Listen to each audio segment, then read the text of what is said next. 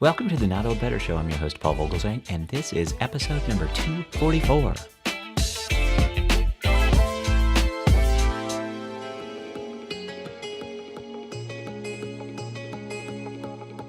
Today's show is part of our Fitness Friday series, and it's another great one in our Fitness Friday programs.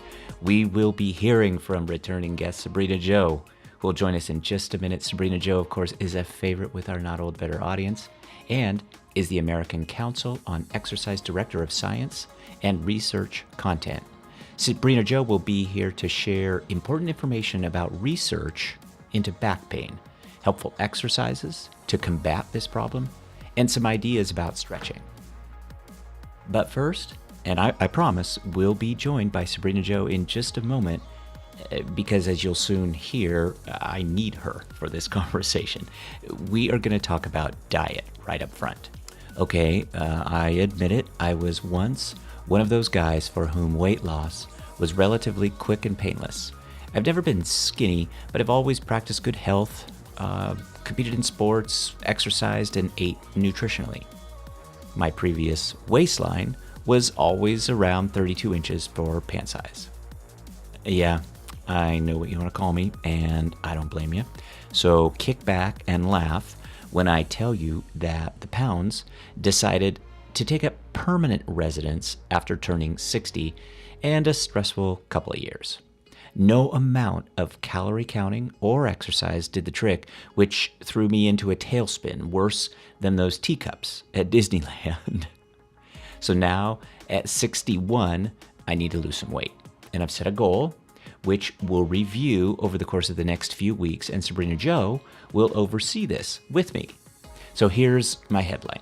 Nutrition and exercise are equally important when trying to lose weight. That's right. Diet and exercise, period. Depending on who you talk to, those words are either dirty or sacred. There's no doubt that they're both vitally important to good health, but do they carry equal weight when it comes to losing weight? Again, remember, I'm going to prove this with my own weight loss program because I believe all the exercise in the world won't help you lose weight if your nutrition is out of whack. And this is the premise of this show. And now we'll bring in Sabrena Jo for her learned opinion on my plan, goals, and next steps together. And I'll tell you right up front, I am committed to listening to her guidance on my weight loss plan. Following this conversation, we're going to hear from Sabrena about this subject of back pain, which I know you're all going to want to listen to. Sabrena Jo, it is wonderful to talk to you as always. Thanks, Paul. Good to be here. You know, we've had some travel, we've had some holidays to schedule around. You're on some travel now, but we're both back at it, and I just appreciate your time. And so I want to be efficient, but I want to start just with a simple question. Do you want to start with some personal news? How's that for a question? Personal news for you? Yes. Yeah. I'm gonna share something with you that you and I have chatted about, and I think it's gonna be news to our listeners. So I think that's a great place to start. Yeah, let's do it. Okay, so here goes. Okay, so again, for listeners, as background, approximately 2 weeks ago, Sabrena and I spoke about some great listener emails that I've received asking questions about our Fitness Friday show, specifically about weight loss. And Sabrena and I talked about those emails a little bit, and once we get permission from you, the listeners, we'll share some of those. But here's the personal news part. You know, because the subject of weight loss is on everybody's mind, and it's an important one to me personally, I've agreed to begin with Sabrena's guidance and coaching, along with weigh-ins by my local family doctor, a weight loss and exercise program. So I just want you to know, Sabrena, over the last 2 weeks, with the summer heat here in DC, I've lost 6 pounds, you know, really mainly from stepping up my exercise program. I mentioned I was riding my bike to the gym, you know, kind of in the summer DC local heat. Plus I'm eating smarter. And my goal, I'm going to go on record here, Sabrena, my goal is to lose 20 pounds by September, which coincides with the start of the National Institutes on Aging Go for Life month, which you and I will do some work together on. But I want to get down to 170 pounds from 190, and I'm already down 6.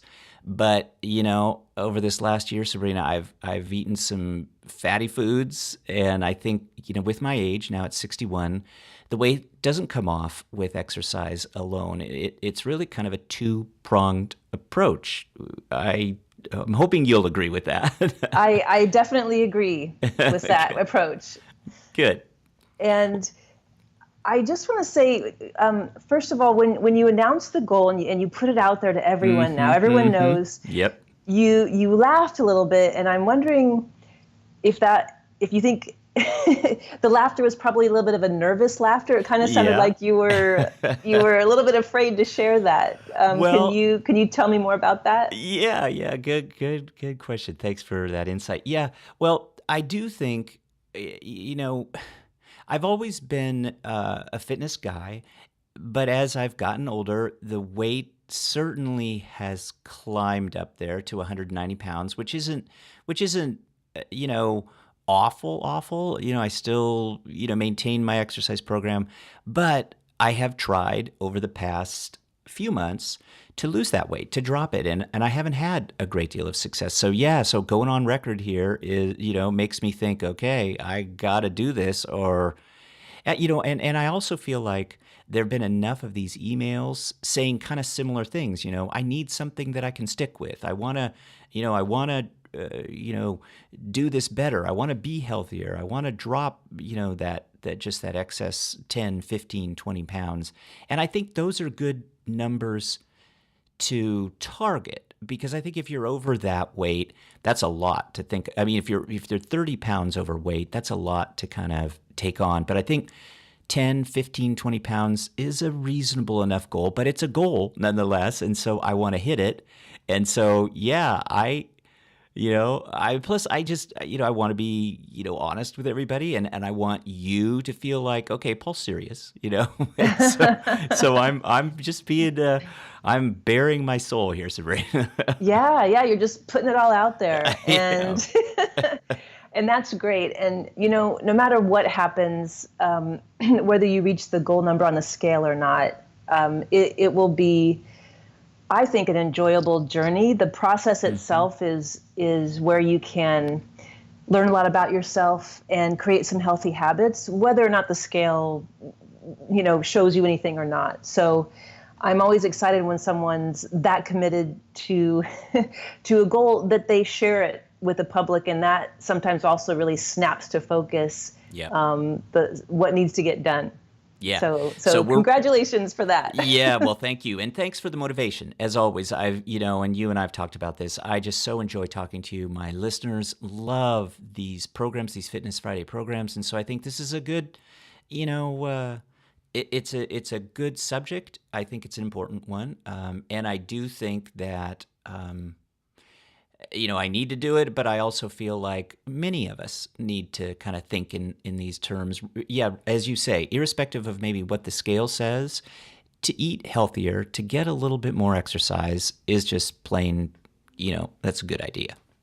Yeah, and it's also not a bad idea. There's nothing wrong with having a goal as a numerical marker, like you said, 20 pounds.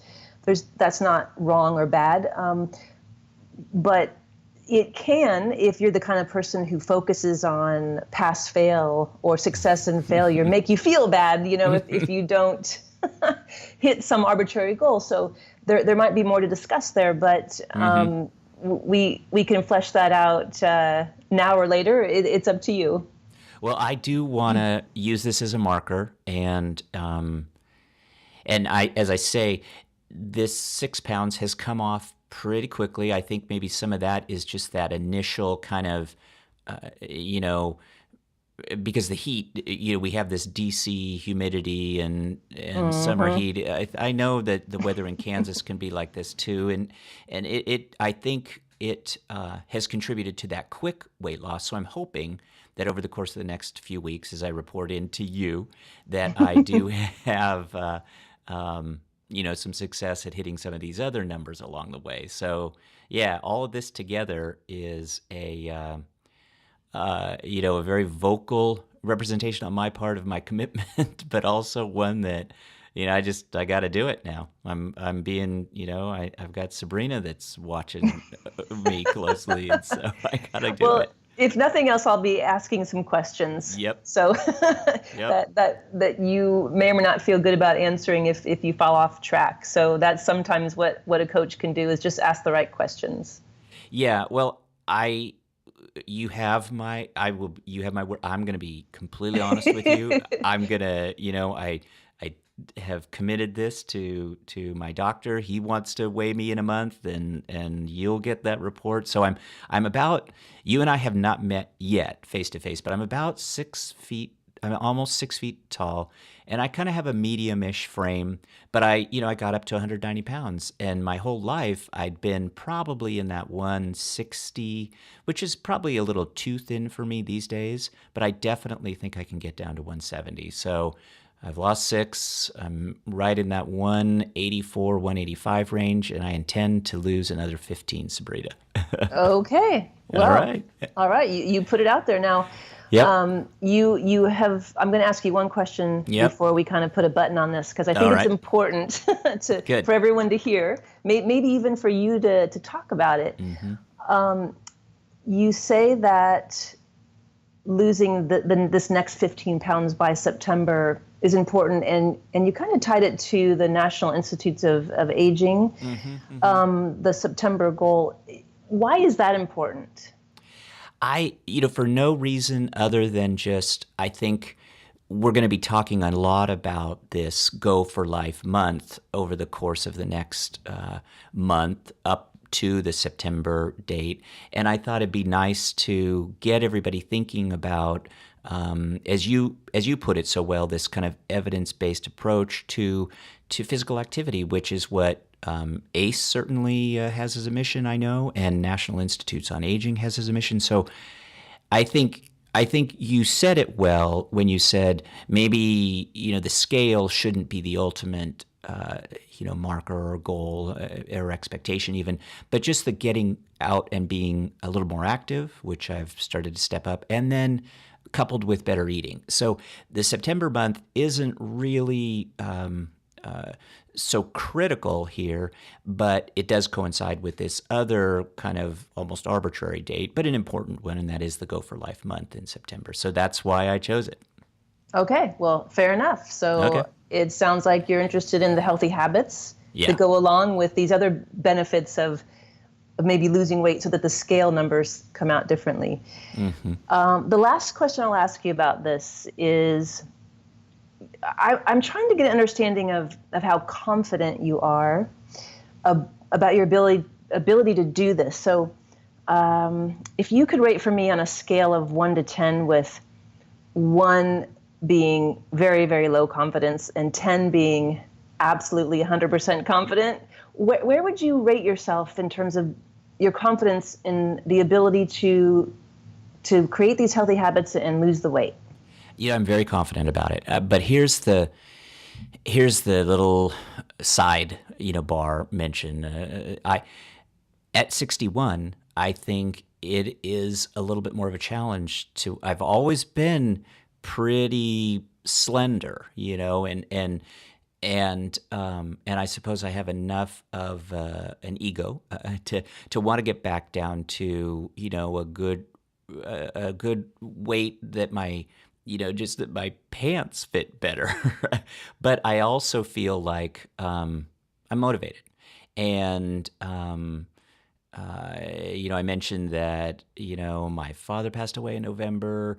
The year has been kind of a crazy one. And so now I've got some things kind of lined up that I really do feel very confident that this is something that I want to prove to myself, but I also feel like I want to do this for my health.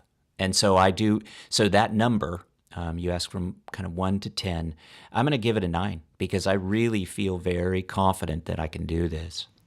All right, 9.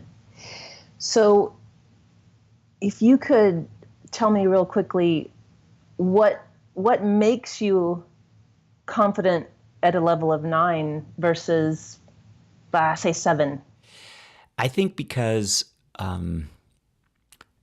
the the motivation is there. The timing is right. I think the stars, if you will, have kind of lined up in that I really do have a focus after kind of having a little bit of a stressful year. And I think we all have stressful time periods where we kind of eat a little more than we should, or maybe even eat the wrong foods. Plus, this is summer. I think that it's easier for me to be outside getting that exercise. So I think if we were talking November, December months here in the kind of the DC area where we get very cold weather and snow, I would say maybe 7. But I'd have a lot of things kind of in my favor right now, which pushes it up in my mind to a 9. Okay. Well, thank you for being honest and answering that. And Always. And it helps me and the listeners understand not only kind of your motivations and your confidence, but we heard a little bit about maybe in the winter months how there might be some obstacles in your way that we might want to address. Right. Yep, absolutely. I think that's good too. That'll be good discussion to have during those time periods, because I think it's harder for those of us who love being outside, and when we can't get there, we have that kind of that easy excuse. And then you and I talked about this recently, where there's just a sedentary lifestyle that sets in kind of during that period. At least it does sometimes in my case, where I just think, oh my gosh, it's so cold out. I don't want to go on a walk. I'll just let the dogs go roam in the backyard, and I'll get to the gym, but that'll be the extent of it. I think it's always nice when I can combine the gym with maybe just getting up and moving a little bit, and you and I talked about that too, with better eating. And I think that combination really gives me the confidence, yet in the winter months, one of those 3 is missing. Got it. All right. Well, Paul, this is going to be fun. Yeah. I'm excited definitely. to kind of be alongside you in this journey. Well, thanks. Yeah, and I think it'll be good. We'll talk. I'll give you weekly updates, and I think that in and of itself, again, kind of getting back to why is my confidence. I think reporting. I'm the kind of person that I like. I tend to be somebody who likes to have a goal and works towards it, but likes also reporting on it. Not from an egotistical standpoint, but just because, okay, I know Sabrina's going to be curious about it. I do not want to let, those important people in my life down. So I'm going to buck up, and I'm going to do this for a lot of reasons. Yeah. And being accountable to someone to Right. answer some Right. questions, maybe about metrics, or, just, how do you feel about what's going on? That for some people can be very encouraging and provide that level of support that takes it to the next level. So if I can do that for you, I'm totally on board. Good. Well, we're going to do it. We are going to do it. But thank you very much. So I want to segue into another subject that I think is equally important for anyone, irrespective of age. But I do think that as men and women age, north of 55, and this is a subject that my wife is facing right now. She teaches ballet. She's had a pretty active summer teaching, kind of the summer program where some of her other teachers are off on vacation, and so some of the teaching load has fallen to her. And as a result, she's had a really crabby, stiff back. And so I want to talk to you about some research that ACE did with regard to back muscles and some exercises that we might do, particularly focused on the 55 plus kind of age group. And I'll start with really kind of a very basic question for you, Sabrena Jo, and that is, why is it that back muscles are so complicated and they're so interrelated with other muscle groups? What is it about the back that makes it just such a complex group of muscles? This is a great question. I don't think I've ever been asked this question before, and it's a really interesting answer, though, at least from my perspective, because I'm a nerd about this kind of stuff. But so one of the things that make that makes the back musculature so complex is the fact that it's located in your torso. And within the torso is the core. And the core is the muscle and soft tissue that's responsible for supporting the spine and moving the spine, as well as those very important adjacent joints like the shoulders and the hips. And when you've got this complex interplay of muscles that support the spine and that also help support those adjacent muscles, really what you have is any movement that the body makes is eventually going to end up kind of affecting the spine. So interesting. That's why the back is so complex and so important. And what we know about kind of having a healthy back is that the soft tissues of the back, so the muscles and the tendons and the ligaments, if those things are healthy, then your back health in general is much better. And so, I think one begets the other. And so this next question has to do with just this complicated set of muscles, and that is training these muscles is complicated too, right? It really is, because it's hard to think of a back muscle doing something in strict isolation because it affects the adjacent segments of the spine and also those very mobile joints of the shoulders and the hips. And try as we might, if we're exercising and we try to isolate a muscle, you might be trying to target a lot of energy and contraction focus into one muscle, but the reality is the soft tissues of the area and other muscles are really helping and supporting that movement as well. So it makes it difficult to really tease out just one back muscle doing just one thing. We love that you're a nerd about this, and it's so helpful to talk to you. So let's go immediately now to kind of a solution, and let's talk about some specific exercises that can help us with, some back integration and, kind of working across a spectrum of muscles in that torso. And tell us about, subjects like bridging and, back flexion exercises and pelvic tilts and maybe some arm work using the shoulders. Those are all mentioned in the research. And so I want to get your sense as to what's best. Should we do all of this? Should we alternate some of this on different days? Tell us kind of give us a sense as to some good exercise to think about that will help us. Sure. Well, let me start with a very global, high-level overview, and then I'll drill down to some maybe specific exercises and even what some of our ACE-supported research has shown. Great. So in terms of designing an exercise program for back health, an exercise professional will always look at the movements of the spine. And the spine has really 4 different ways that it moves. It goes into flexion, which is let's say you're standing up and you reach down to touch your toes. That's spine flexion or forward flexion. Okay. Then you can do the opposite of that, which is let's say you're standing and then you look up at the sky and you lift your chest and you arch your back. You kind of like you're doing a back bend. So that's back extension.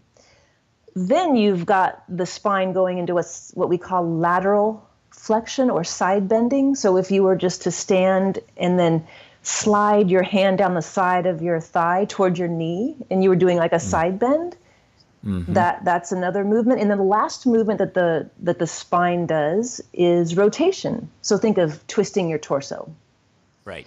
So as a fitness or exercise professional, anytime I'm designing a program to have a healthy back, I want to make sure that all those 4 movements actually get addressed and get put into the program so that all the bases are covered. And when we start to drill down to specific exercises, though, then that opens up a whole nother toolbox of, well, if I want to do just back extension, there are just a million different ways I can go about doing that. There are all kinds of exercises I can do for the side bend, for the forward flexion, and so on. So some of the research that we've done at ACE is we're always looking for the most efficient ways to get the job done. And if we can find an exercise or two or three that seem to work a lot of muscle groups effectively all at the same time, then we feel like we've found an efficient way to address putting that exercise into someone's exercise program to really help them save time and get the most bang for the buck. Great. That's brilliant. Yeah. So in a recent study that we did, we looked specifically at kind of the upper middle back muscles, and we wanted to find out what are some exercises we can do that will help strengthen those most effectively and most efficiently. And the study is quite involved. I mean, we tested 5 different muscle groups, and we did several different exercises. And what we found was that the best exercise, if you're crunched for time and you can really only pick one, would be something called the bent over row. And you can imagine if you were holding some dumbbells or even a bar in your hands and you're standing upright, and then you simply hinged forward at the hip, so you're kind of leaning forward. And in that position, in that kind of bent forward position where you're hinging at the hips, you're not bending at the back. Your back is very neutral or straight, if you want to think of it that way, but your torso is kind of parallel with the floor. And then in that position, you take the weights and you pull them up towards your torso. So you're doing like it says, a bent over row.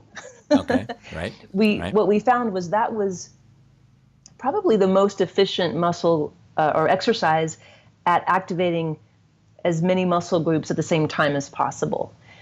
The issue with that, though, is that not everyone, especially with their lower back, might be able to tolerate that movement. So there are many other options available, but let's say you've got a healthy back, you don't have any back pain. I think the bent over row might be a good all-over exercise to really start with your back program. That's helpful. I'm sure ACE is going to have some great images, perhaps to share with audience, and I'll reach out to Sabrena and maybe get some links to where we can go and find some visual examples of what Sabrena is talking about. I think it makes perfect sense, and you described it really well, but we'll also share some images to Sabrena Jo. So let's talk about I have one final question for you, because I think this is just really interesting, and it's a natural kind of offshoot, and then it has to do with this idea of kind of stretching. And what I've certainly seen in the gym, and I do myself, and that is to use a foam roller. And I want to get your take, Sabrena Jo, on,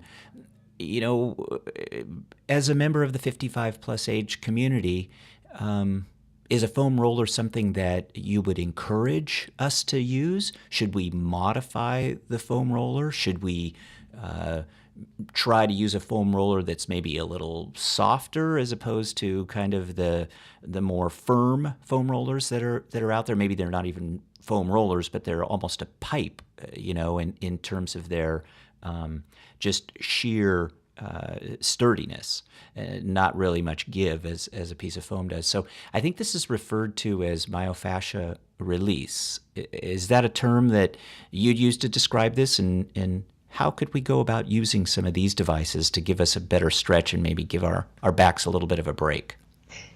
Yes, Paul. So you opened up a box there. Okay. Sorry. And it's no problem at all. It's a hot topic because there is some controversy around it. We honestly, to answer your question, we really don't know what it does, if it does anything, and we're starting to get some research around this and starting to look into how it might help performance or health or maybe even pain relief. But but I love this topic, so I'll tell you a little bit. I'll give you a little taste of what I know. Good. Thank you. So myofascial release, or self-myofascial release, is what fitness professionals tend to call it, because as fitness pros, in our scope of practice, we don't put our hands on people. We don't massage them. We don't unless we've got that extra credential, of course. But helping people kind of do self-massage is one way to think of using these foam rollers.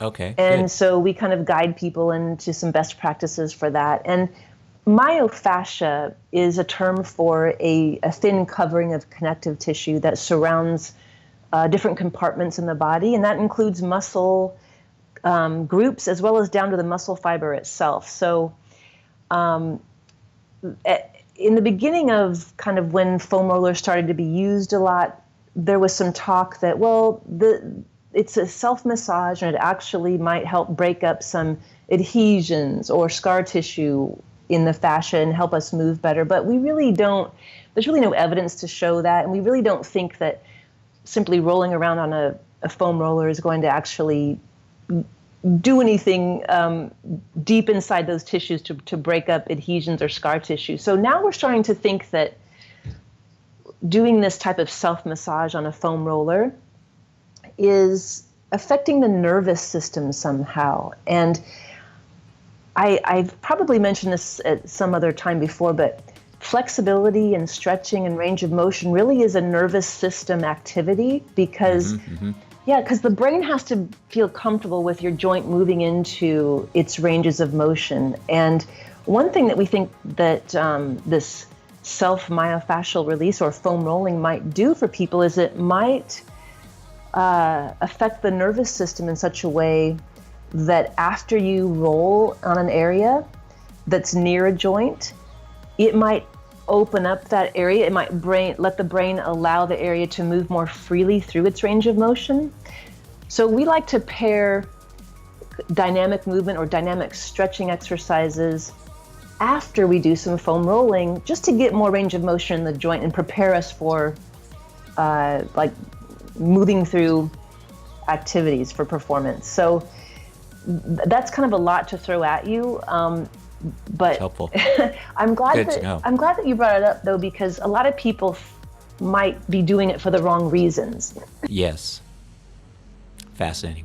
So helpful. Maybe we can find some images to put up on the website too that will show some of what you're describing with the difference between these rollers, because I know I've seen the really super stiff versions in the gym, and then the ones that are less so, and they're more comfortable, and those are the ones I choose to use. But Sabrena Jo, I know you're traveling, you're super busy. We just so value your time, your expertise, and all your thoughts on these subjects. Thank you so much for joining us today. And we're gonna meet again. We're gonna talk again, because I've kind of stated, I planted this flag in the sand. I'm looking forward to it. I'll have some good questions for you the next time we meet. Very good. Well, safe travels to you. We certainly enjoy talking to you, but thanks so much, Sabrena Jo. The pleasure's all mine. Thanks, Paul. Thank you.